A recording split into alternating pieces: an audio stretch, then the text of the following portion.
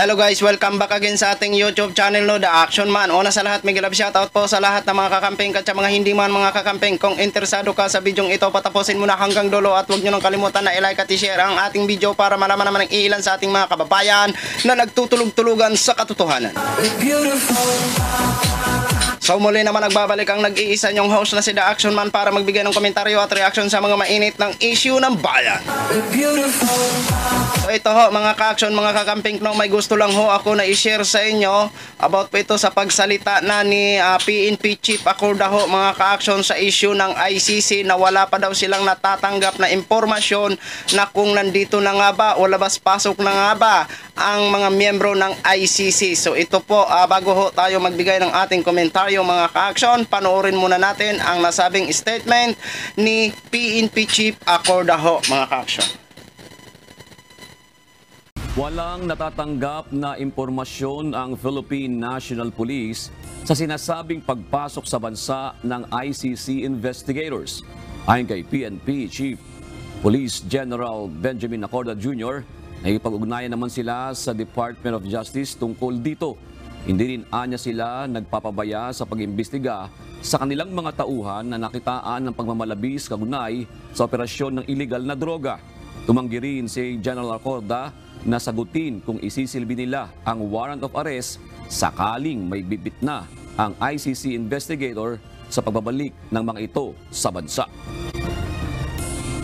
Well, with that aspect, I'll just get directive from the higher office, whatever will be the treatment of this, if it ever it will come out.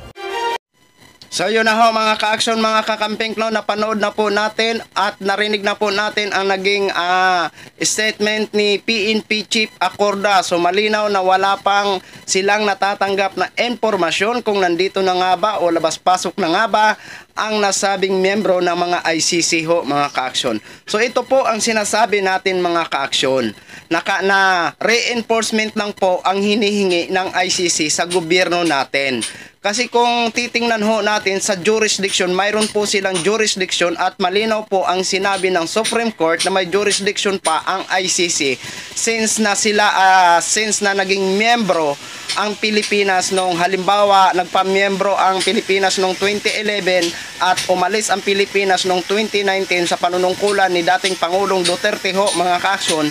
So doon lang papasok ang nasabing jurisdiction. Pero taon na 2020, 2021, 2022 hindi na po nila papasukin yon ang investigasyon na yon. So doon lang ho malinaw na malinaw po ang kanilang jurisdiction. Halimbawa sila nagmember ang Pilipinas noong 2011, since 2019 umalis na ang Pilipinas. So doon lang po papasok ang nasabing jurisdiction at ito lang po ang hinihingi nila, ang reinforcement na kung sakali maging positive ang kanilang investigasyon laban dito sa ating mga kandidato na iniimbestigahan ng mga ICC mga ka-action.